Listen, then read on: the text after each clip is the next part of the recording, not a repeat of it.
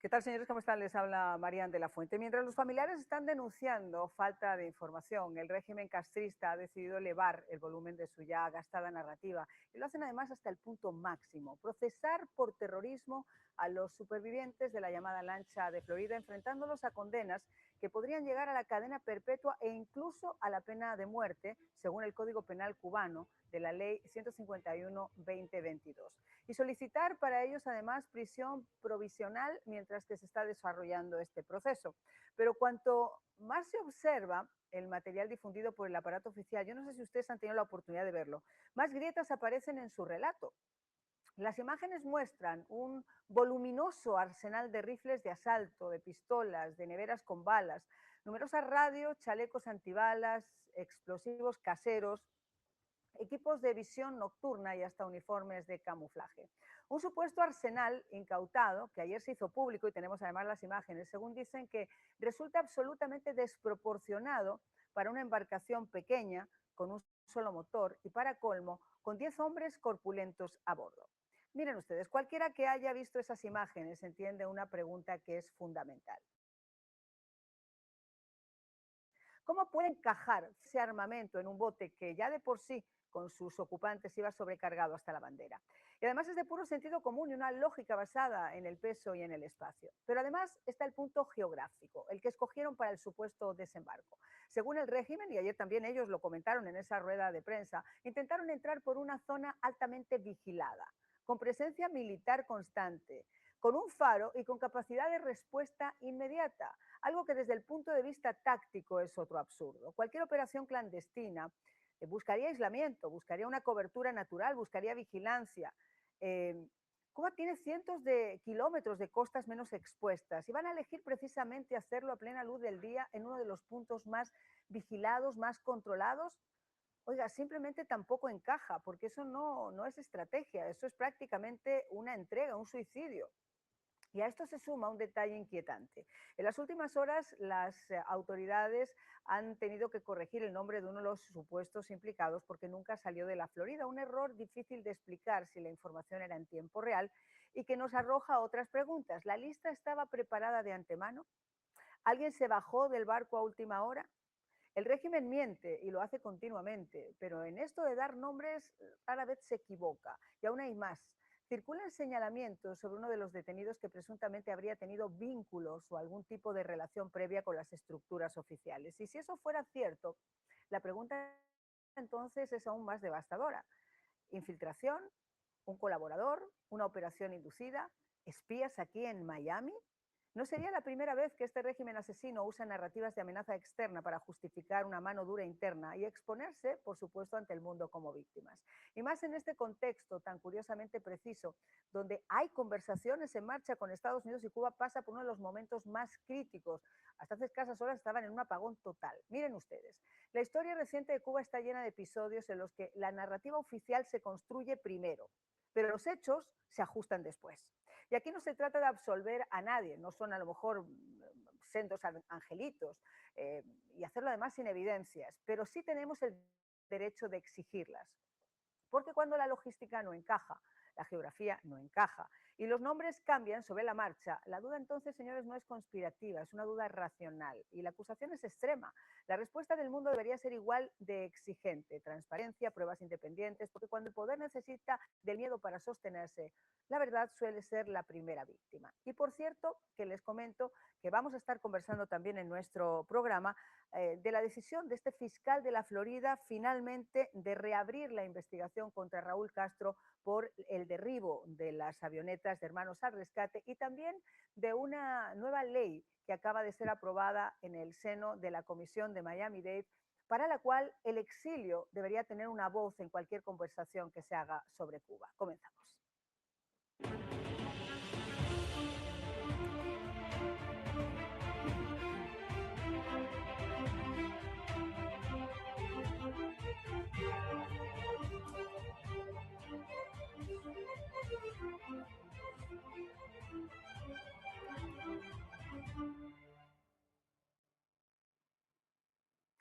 ¿Qué tal, señores? Pues vamos a presentar a nuestros invitados esta noche. Me acompaña Alejandro Heix, él es economista, es analista también. Muchísimas gracias por estar con nosotros. Un gusto, como siempre, estar acá de nuevo. Y me acompaña también Ramón Saúl Sánchez, el presidente del Movimiento Democracia. Muchísimas gracias, por supuesto, también, Ramón Saúl, por tu tiempo. Ramón Saúl, si te parece, y me acompaña también Julio Singling, politólogo, director de Patria de Martí. Julio, también, muchísimas gracias por acompañarnos. Un placer, Mariana. Bueno, voy a aprovechar que estoy contigo, Julio, que estabas en pantalla conmigo, para darte la batuta sobre toda esta operación y sobre todo sobre esa decisión del gobierno cubano de procesar a estos 6 sobrevivientes de la lancha que salió de Florida, según ellos, con intenciones terroristas, para atentar en ataques terroristas, y a quienes, según su legislación, podrían llegar a ocuparles la pena máxima, es decir, la pena capital, o la prisión de por vida. Cuéntanos un poco cómo ves todo esto, porque hay demasiadas piezas, como yo decía, que no encaja, y después les voy a preguntar también al resto de mis invitados. Como no, un placer, como siempre, compartir contigo. Gracias por la invitación y sobre todo poder estar también con mi amigo Ramón Saúl Sánchez, que siempre es un placer estar con él. Eh, Desde el primer momento, Marian, esto tenía todas las huellas digitales de ser una operación de la inteligencia castrista.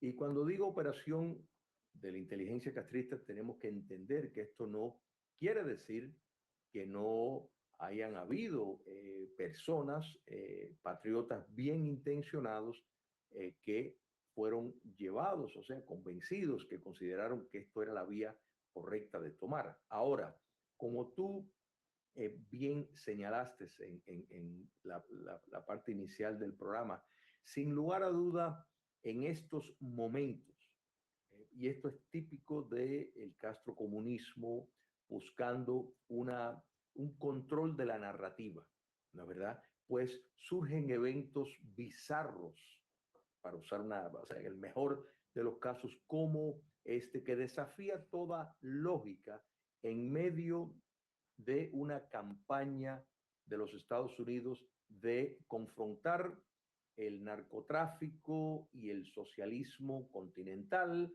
que vemos las repercusiones, estamos viendo una movida, por ejemplo, que esto parecería aislado, pero es parte de esta programación en unión con el gobierno de Ecuador, contra narcotraficantes.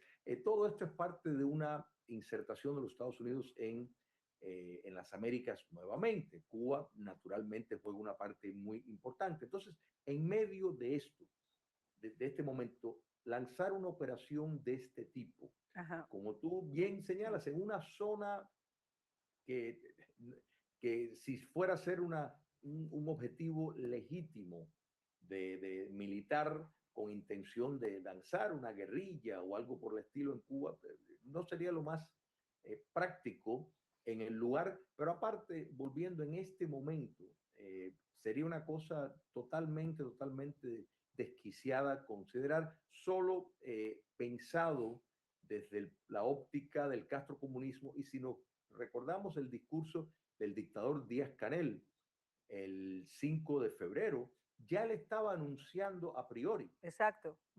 De un evento de este tipo. Quiere decir que esto ha estado coordinado por la inteligencia castrista, que esto, repito, lo hemos visto Sí. en repetidas ocasiones. Ramón Saúl, te hago la misma pregunta porque desde luego hay muchas incongruencias, hay cosas que son además de sentido común. Es violar incluso la ley del peso y del espacio, una barquita con un motor, con semejante armamento como mostraron, con 10 personas corpulentas como las que vimos. Ya solamente eso te da muchísimo que pensar.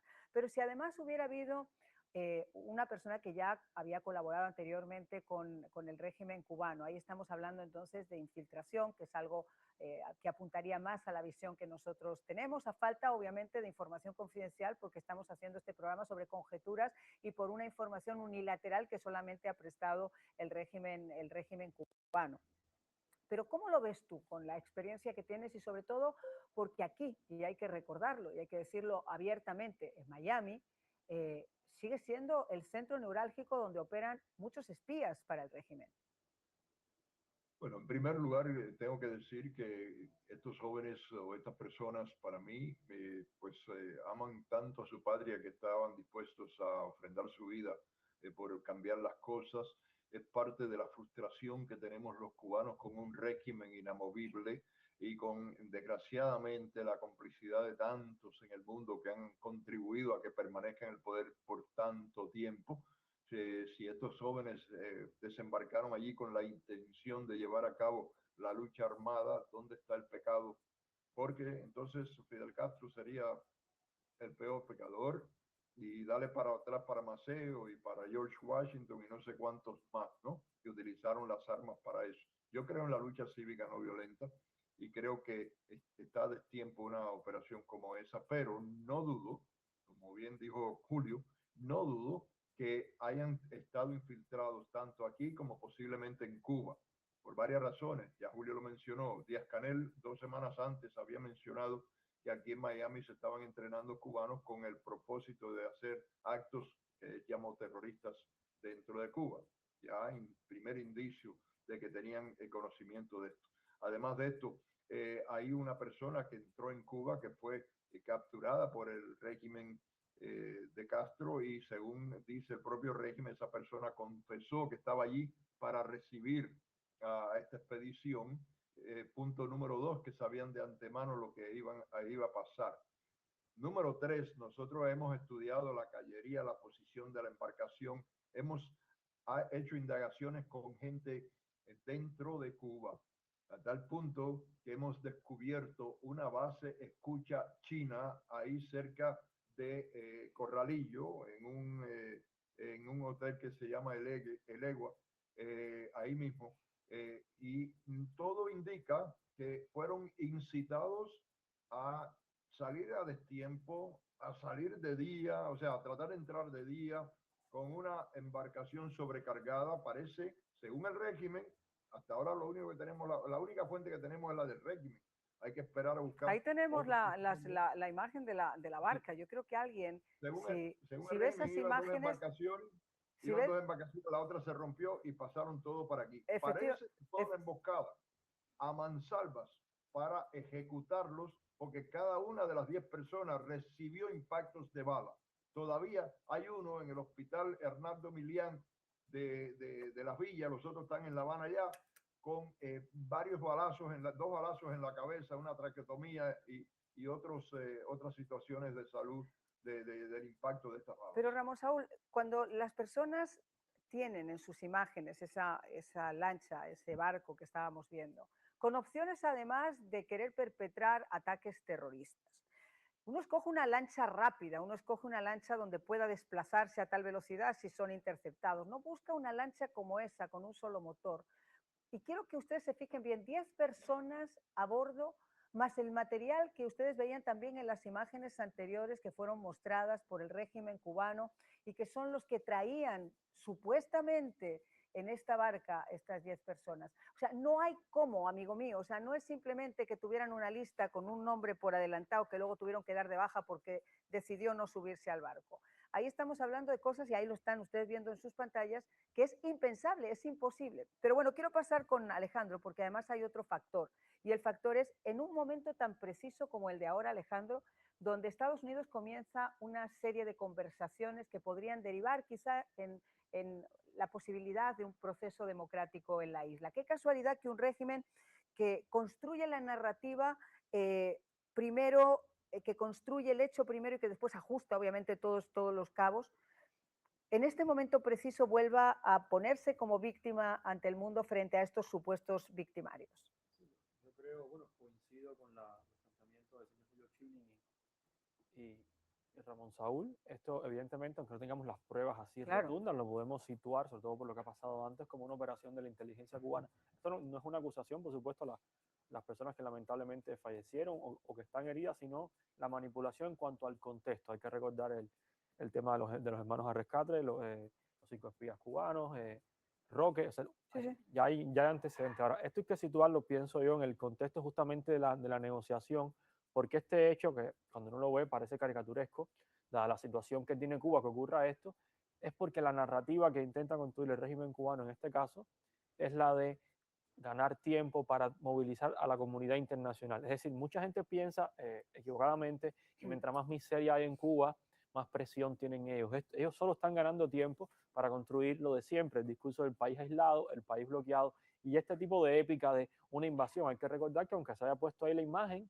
de lo que en Miami se entiende como un bote de familia para pescar el fin de semana, en Cuba lo anunciaron como lancha rápida. Es decir, esto es una narrativa exagerada para reforzar esa épica. Entonces yo pienso que justamente encaja en la idea de que es una manipulación de ellos y que es parte de la estrategia para ganar tiempo. Solo lo veo como eso, porque no cumple otra función, es decir, manipular a la opinión pública internacional, manipular a la gente en Cuba, pero para ganar tiempo en esta negociación.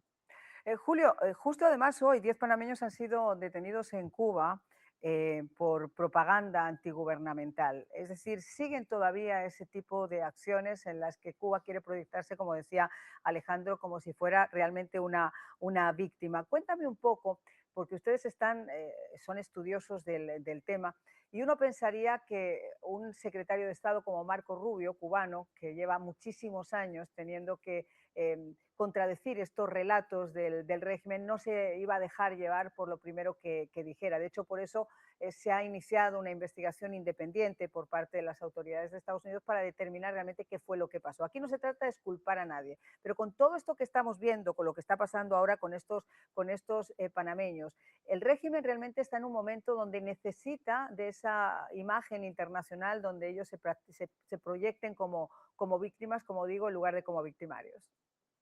Correcto, mira, el punto que establece Alejandro es importantísimo, porque la victimización realmente es algo que el comunismo cubano desde el 1 de enero de 1959 ha hecho todo un arte de supervivencia, o sea, un arte de promover una falsa realidad para lograr determinadas posiciones de opinión, cambios de opinión pública a través del mundo. O sea, el Cuba comunista en todo momento tiene dos audiencias. Tiene la audiencia internacional que busca impactar la óptica de cómo se ve la realidad. Ellos falsean la realidad y argumentan a favor de proyectar esa imagen. En ese sentido, la victimización de que ellos tienen que estar a la vanguardia porque constantemente están recibiendo ataques de amenazas de guerra, etcétera, etcétera, ellos tienen que mantener eso vivo. Por otro lado, está la audiencia interna, o sea, ellos tienen que mantener al pueblo de Cuba la suposición de que ellos son inmutables, invencibles, y cuando digo el pueblo cubano no solo es como mecanismo de domesticación social, sino mantener el régimen intacto. En otras palabras, necesitan proyectar a las estructuras del poder dictatorial de que ellos están ahí para quedarse y cuidado con cualquier desvío, porque el mayor temor que ellos tienen es un golpe de Estado, una revolución de palacio, algo que pudiera ir en esa categoría. Entonces, un evento como este, lo que pasa es que, claro, ha sido tan ridículo en el modo, como tú bien has establecido, o sea, la lógica no encaja que una nave de ese tamaño para lanzar todo un operativo bélico, o sea, no hay espacio, no hay cama para tanta gente, para hacer eco de una canción antigua. Entonces, todo esto, pues, y esto nos demuestra realmente lo débil que ha llegado ya la imaginación de la dictadura cubana, que ni siquiera pudieron inventar, o sea, de nuevo, poniendo un lado, y de nuevo aquí coincido con lo expresado por Ramón Saúl, de que aquí estamos hablando de nobles cubanos que, en mi apreciación, cayeron en una trampa que fue preparado por el castrocomunismo para servir sus intereses propagandísticos. Entonces, lo importante es que los Estados Unidos entienda esto claro. Se supone que, y yo pienso que el secretario Marco Rubio tiene esto claro. Espero que sí. Correcto. Espero que sí, Julio. Pero quiero pasar a Ramón Saúl, porque hoy se producía también una noticia bastante esperada. y es la reacción que ha habido por la decisión del fiscal de la Florida de reabrir el caso contra Raúl Castro por el tema del derribo de las avionetas de Hermanos al Rescate. La semana pasada nosotros estábamos conversando y celebrando la decisión de los congresistas cubanoamericanos de pedirle al Departamento de Justicia de los Estados Unidos que pudiera reabrir ese caso y que pensara en la posibilidad de procesar a Raúl Castro como el hombre que públicamente incluso aceptó haber dado la orden del derribo de esas avionetas. ¿Cómo tenemos que entender esta decisión del fiscal de la Florida de reabrir el caso? Bueno, me parece a mí que es, por supuesto, desde mi punto de vista de luchador, positiva, aunque el estado de la Florida no tiene la jurisdicción que tiene el gobierno federal, pero ya se va creando una conciencia de que hay que hacer eso, de los legisladores reclamándolo, el pueblo reclamándolo, el fiscal de la Florida y probablemente después otras voces a otros niveles, y espero que en el Congreso, etcétera. Yo creo que es importante para que se cree una conciencia de la necesidad de que se haga justicia, si es que se puede, porque no importa lo que le hagamos hoy a Raúl Castro, no importa lo peor que le pueda pasar, ese hombre no va a pagar jamás los crímenes que ha cometido, pero por lo menos de alguna forma reivindicamos este crimen de los hermanos, de los 4 hermanos al rescate, de Carlos, Armando, Mario y Pablo, que dieron sus vidas por salvar a seres humanos en el estrecho de la Florida, y el régimen de Cuba, como no quiere que el exilio luzca en lo absoluto como lo que es parte del pueblo de Cuba con un corazón muy grande, porque hemos sido siempre la primera fuente de ayuda humanitaria, pues derribó las avionetas de Hermanos al Rescate para opacar la obra bonita que venía haciendo esa organización.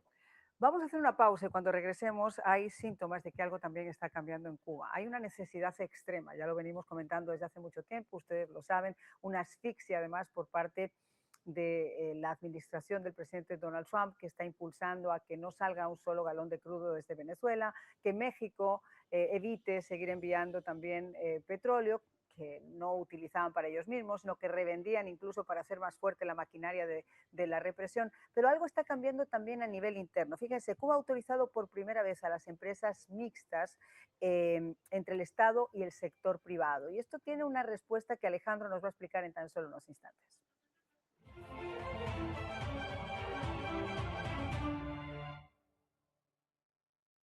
Miami despierta, y donde hay retos, también hay quien te protege. Después de un alza histórica en los seguros en los últimos años, asegurar un auto se convirtió en un reto.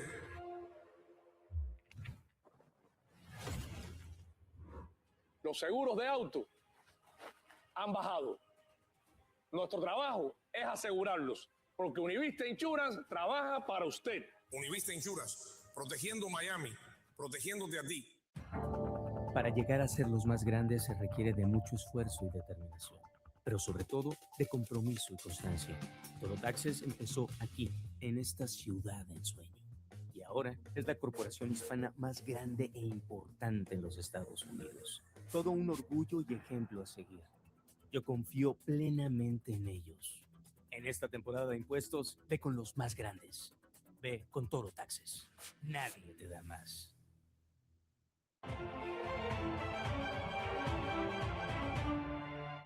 Bueno, señores, yo les decía que en medio de toda esta situación terrible por la que atraviesa el pueblo cubano, no tanto así el régimen, en medio de esas conversaciones para quizá allanar una posibilidad hacia la democracia en un futuro, Cuba ha autorizado por primera vez, fíjense ustedes, empresas mixtas entre el Estado y el sector privado. Y eso tiene un significado muy especial que nos va a explicar ahora Alejandro Heitz en su faceta además de economista. Alejandro, ¿esto es una señal de que algo importante está ocurriendo en Cuba o lo hacen de cara a esas posibles conversaciones que están en marcha ahora? ¿Cómo lo ves?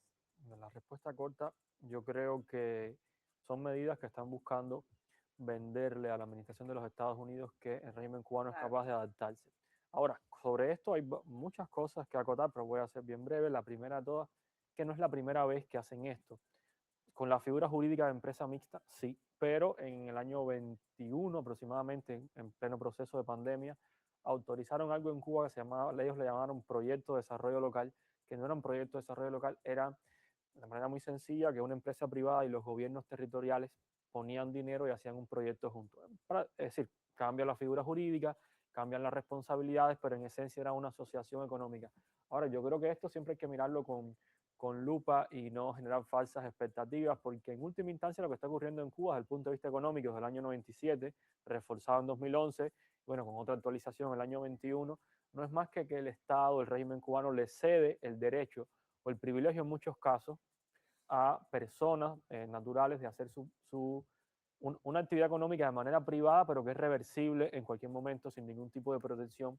Y sobre todo también hay que entender que el aparato estatal y militar desde el punto de vista económico no es un fin en sí mismo para el sistema. En pocas palabras, el día que veamos un sector privado en Cuba que tenga un mayor peso en la economía que el sector estatal y militar combinados, ese día las propias personas del régimen podemos decir con tranquilidad que van a haber ocupado ese sector. Es decir, no tiene sentido que un Estado represivo, con una maquinaria de represión tan perfeccionado, permita que un grupo de personas del cual no sabemos el nombre, hay que recordar que el comercio exterior en Cuba no es más que los privados, un grupo muy pequeño de privados pone dinero y le paga, es decir, hace la importación, pero es el Estado, las empresas estatales y militares las que lo procesan. O sea, sigue siendo el Estado el poseedor del monopolio del comercio exterior y el privado solamente gestiona y financia la actividad, pero la actividad sigue siendo de ellos. En ese contexto hay que ver entonces que simplemente son modernizaciones del mismo aparato económico, no un cambio de propiedad, porque ellos no van a permitir un sector que lo reemplace. En Cuba, como ocurrió en la Inglaterra del feudalismo, del capitalismo, allá los nobles se aburguesaron. En Cuba los militares se van a ir pimificando, casi me enredo con la palabra, pero es eso, es una transición a para qué tener un aparato estatal grande si pueden simplemente con pequeñas empresas privadas de ellos mismos o de personas cercanas, da igual, ir transitando. Y el peligro es ese, cómo ese juego ideológico de propiedad estatal con propiedad privada le fue una mala pasada al gobierno de Estados Unidos, la administración, porque lamentablemente que no haya vivido el comunismo en sus formas de manipulación, se cree el cuento como vende el castrismo, por ejemplo, que las instituciones políticas de ellos son sociedad civil. La UJC lo venden como sociedad civil. Las pymes en un contexto autoritario, limitadas, las venden como un sector privado libre. Entonces, ese es como el gran acceso gratuito a la educación cuando tienes que trabajar en el campo para poderte pagar estar sentado en un pupitre. Exactamente. Pero fíjate, y te pido que seas muy breve porque quiero pasar con los otros invitados. Hay otro tema y es esta nueva camada de cachorros castristas, donde tienen un concepto del comunismo de salón, de visa oro, de olor a Chanel, donde no creo yo que en el caso de un cambio en la isla pudieran regirse a la ideología que de repente se rigió su tío, se rigió su padre o se rigió su abuelo.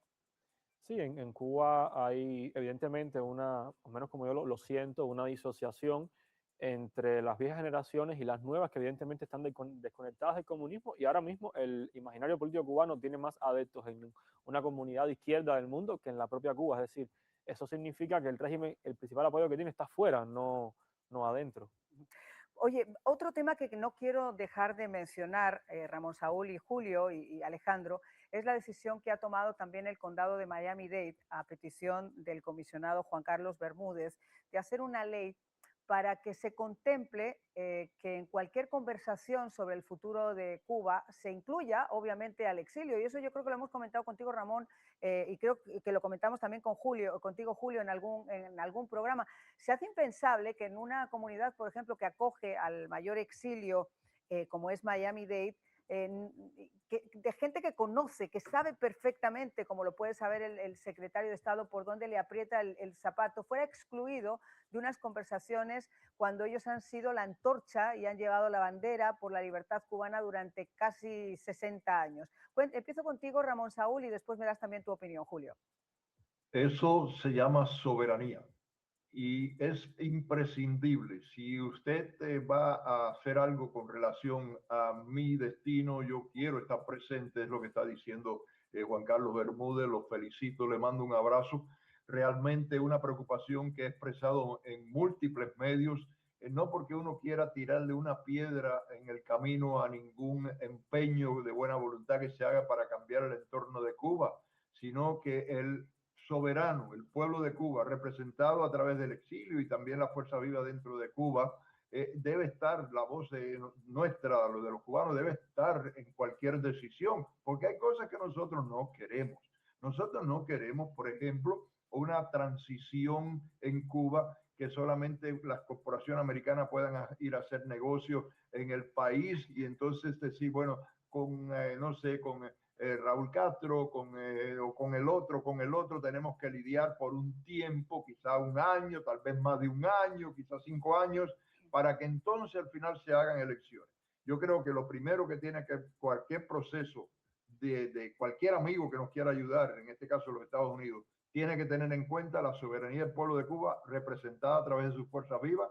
En segundo lugar, tiene que comenzar por la liberación de los presos políticos y tiene que culminar en el cambio de régimen, sea esto una mala palabra o no, para alguna gente en el mundo, algunas instituciones en el mundo que les gustaría mucho que los cubanos siguieran sufriendo este régimen, pero ellos no lo quieren para ellos. Nosotros los cubanos no queremos seguir con ese régimen en el poder. Pues mira, Julio, cuando esto ocurrió, yo enseguida me puse en conversaciones con el comisionado Bermúdez, con Juan Carlos, y me explicaba precisamente lo mismo. O sea, no se puede excluir realmente a una comunidad que ha luchado con total ahínco en muchos casos, dejándose hasta la piel y la vida en este proceso. No se le puede excluir de esas conversaciones porque si alguien, insisto, sabe dónde le aprieta el zapato, es el exilio cubano. 40 segundos, por favor, para tu opinión. El exilio es parte de la nación cubana, de modo de que no puede ser excluido. El arquitecto intelectual de esta política que está llevando a cabo, el secretario Rubio, es parte de esa nación cubana. O sea, bajo ningún concepto se puede uno imaginar que pueda haber ningún tipo de consideración de una Cuba del futuro sin incluir esa parte tan importante de la nación cubana que es el exilio. Y tu opinión, Alejandro, que por supuesto también me interesa muchísimo porque esto juega muchos factores. Hemos visto incluso cómo en las últimas semanas se les han apretado las clavijas con el tema de las empresas que estaban aquí comercializando, por ejemplo, con Cuba. Y que comercializaban jacuzzis y Ferraris como si eso fuera a una población que no tiene ni siquiera luz para poder calentarse la comida. Yo creo que el paso de que la comunidad cubana, que es en última instancia la que ha impulsado, es decir, si hoy por hoy hay una administración que tiene a Cuba como agenda, es porque la comunidad cubana grita alto.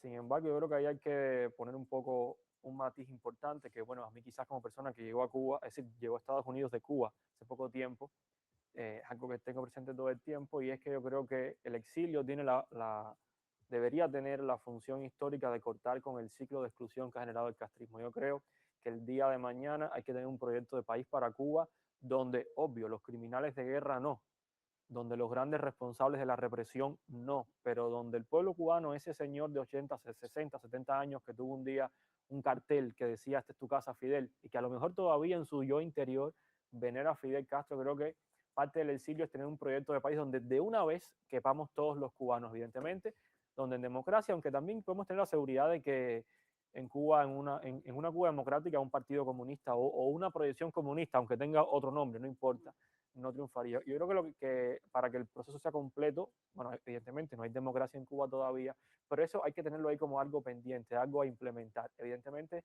el exilio tiene que ir a Cuba, regresar, reconstruir el país y romper esa violencia que en última instancia fue el castrismo el que impuso que hay que pelear una vez ya, que es decir, una vez que acaba el conflicto, creo que no puede faltar el proceso de reconciliación. Y este camino de que los cubanos podamos ser parte de la negociación, creo que es la principal puerta para que eso se construya. Yo estoy completamente convencida también, y de hecho antes de que el comisionado Juan Carlos Bermúdez, se lo comentaba cuando conversábamos, tomaran esta decisión, impulsar esta propuesta, que además también fue propuesta por el comisionado René García.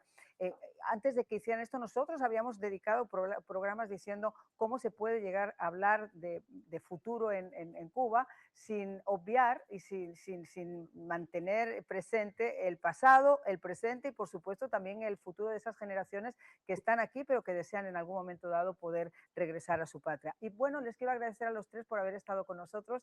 Ha sido un placer, Ramón, Saúl, Julio y Alejandro, que hayáis podido acompañarnos. Y nosotros cambiamos radicalmente de tema después de la pausa, porque 12 personas han sido arrestadas, acusadas de crear un esquema de fraude para obtener licencias en la Florida. Y esto es algo que nos afecta a todos nosotros, porque luego nos quejamos que los seguros suben. Sí, claro, suben porque ocurren cosas como esta. Se lo contamos después de la pausa.